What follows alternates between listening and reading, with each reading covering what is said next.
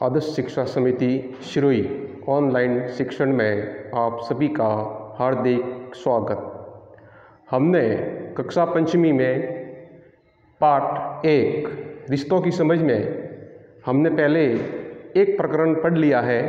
दूसरा प्रकरण आज हम पढ़ने जाएंगे।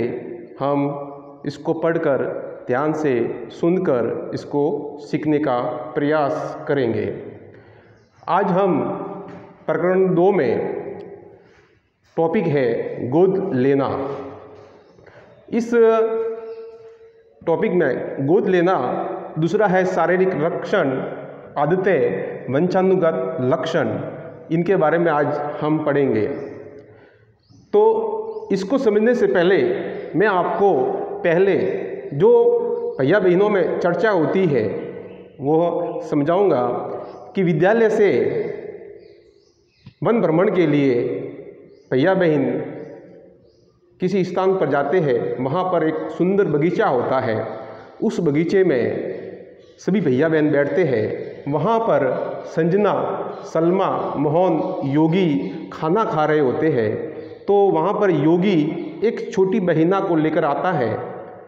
तो मोहन उसको कहता है कि ये छोटी सी लड़की आज पहली बार देखी है, कौन है ये?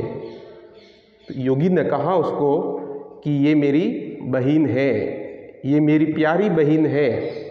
जैसे मैं मेरे माता पिता का बच्चा हूँ, वैसे ही ये भी मेरे माता पिता की पुत्री है और मेरे को बहुत अच्छी लगती है। ये मेरी नकल करती है और मेरे साथ खाना खाती है। तो ये चर्चा होती है। अब ये चर्चा हुई, उसके बाद में हम जो पढ़ेंगे उस टॉपिक को कि गोद लेना क्या होता है। गोद लेना यानी कानूनी संरक्षण प्रदान करना। गोद लेना यानी अपने किसी संबंधी के बच्चे को या किसी रिश्तेदार के बच्चे को या किसी अन्य के बच्चे को गोद लेना और उसे कानूनी संरक्षण प्रदान करना, यानी कानून की नज़र में वह उस माता पिता का बच्चा हो गया है, उसके कागज बन जाते हैं और भविष्य में वह बच्चा उन माता पिता का बच्चा कहलाएगा और सभी डॉक्यूमेंट्स में भी उसका नाम आ जाता है गोद लेने के बाद। तो इस प्रथा में ये गोद लेना ऐसा क्यों हुआ, क्यों बना, गोद लेना ऐसी स्थिति क्यों आई?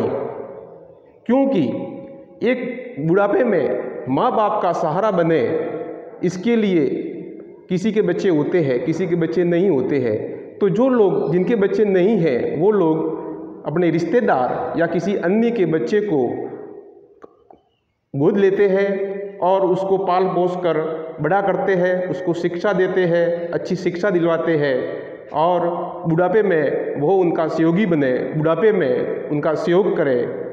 इसलिए लोग बच्चे को गोद लेते हैं और उसको पाल पोस कर बड़ा करते हैं। इसलिए ये प्रथा चली आ रही है। इसके बाद में शारीरिक लक्षण। इस पाठ में रिश्तों की समझ में जो हमने पढ़ा है वो यही है कि जो लक्षण पीढ़ी दर पीढ़ी चलते आ रहे हैं। अब जैसे बच्चा होता है, वह बच्चा किस पर गया है? उसके दादा पर गया है, उसकी दादी पर गया है, नाना पर गया है, नानी पर गया है, मामा पर गया है, पापा पे गया है, मम्मी पर गया है, ताऊ पे गया, ताई पर गया है। तो ऐसे लक्षण उसमें चलते रहते हैं। जैसे एक बच्चा है तो कहते हैं ये तो दादाजी जैसा हो गया है, ये तो दादी जी जैसा हो गया है, नाना जी जैसा हो गया है। अर्थात कुछ न कुछ लक्षण पीढ़ी दर पीढ़ी चलते रहते हैं। इसी में चेहरा, आँखें, नाक, बाल, रंग, ये लक्षण आते हैं। दादा के आते हैं, नाना के आते हैं, दादी के आते हैं, नानी के आते हैं कि नाक तो इसके दादी का जैसा है, इसके बाल तो दादा जैसे है। तो ये लक्षण जो चलते रहते हैं वो वंशानुगत लक्षण कहलाते हैं। इसमें हम आदतें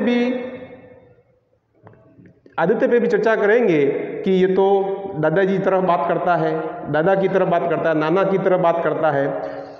उठना बैठना, इसका चलना उठना बैठना ये भी इसके दादा की तरह है, इसकी दादी की तरह है। अर्थात जो लक्षण चलते रहते हैं वो पीढ़ी दर पीढ़ी चलते रहते हैं।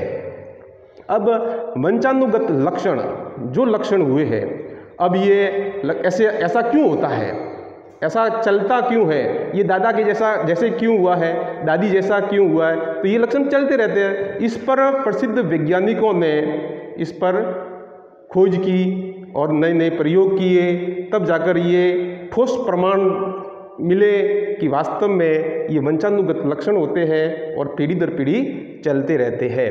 उसके क्रम में जैसे ग्रेगर जॉन मेंडल ने मटर के पौधे पर एक प्रयोग किया और ये सिद्ध किया कि वास्तव में वंशानुगत लक्षण पीढ़ी दर पीढ़ी चलते हैं।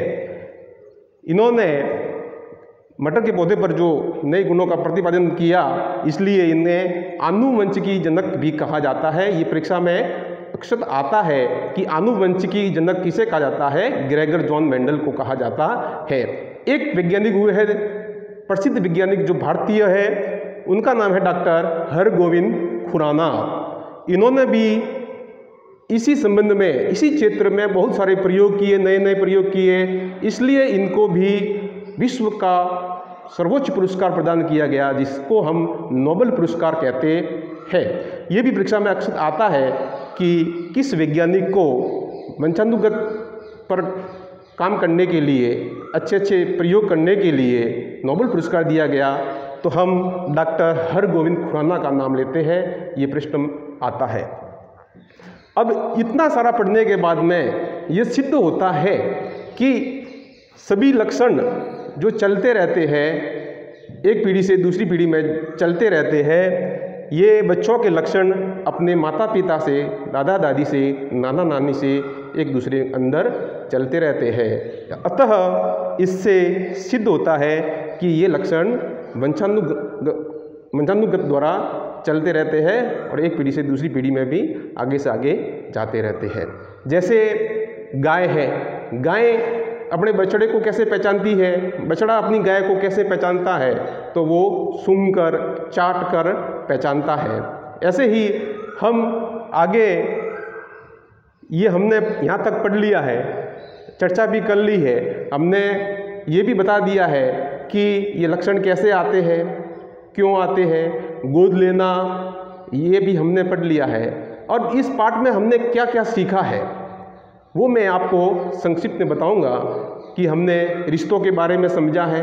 ये प्रश्न भी आते हैं, रिश्तों के बारे में जितने प्रश्न बनते हैं वो आपको अपनी एक नोटबुक में बनाने चाहिए और बना के उसको सीखना चाहिए, और उसमें लिख लिख के अपना अध्ययन करने से और प्रश्न बनेंगे और आगे से आगे वो आपको काम आएंगे और आपका विकास होता जाएगा। और हमने संयुक्त परिवार और एकल परिवार के बारे में पढ़ा कि संयुक्त परिवार और एकल परिवार बनने के क्या कारण थे, और एकल परिवार और संयुक्त परिवार में जो सदस्यों की भूमिका होती है वो भी अलग अलग होती है। एकल परिवार में सदस्य होते हैं, दो ही सदस्य होते हैं, माता पिता और उनके बच्चे, तो माता पिता वो सर्वोच्च होते हैं। अब उस एकल परिवार में किसकी चलेगी, ये माता या पिता की चलेगी, तो ये स्थिति संयुक्त परिवार में नहीं होती है। संयुक्त परिवार में क्या होता है, दादाजी होते हैं, वो सर्वेसर्वा होते हैं और उन्हीं की देख रेख में पूरा परिवार का संचालन होता है और कामकाज होता है। और कुछ लोग गोद लेकर अपने बच्चों का पालन पोषण करते हैं, ये भी हमने पढ़ लिया है। और ग्रेगर जॉन मेंडल को आनुवंशिकता का जनक कहते हैं, ये भी हमने समझ लिया है। और वंशानुगत के नए गुणों का निर्धारण करने के लिए डॉक्टर हरगोविंद खुराना को नोबेल पुरस्कार दिया गया, ये भी हमने पढ़ा। इसमें जो प्रश्न बनेंगे वो आपको मैं गृह कार्य में दूंगा, वो आपको अपनी कॉपी में करने हैं। धन्यवाद।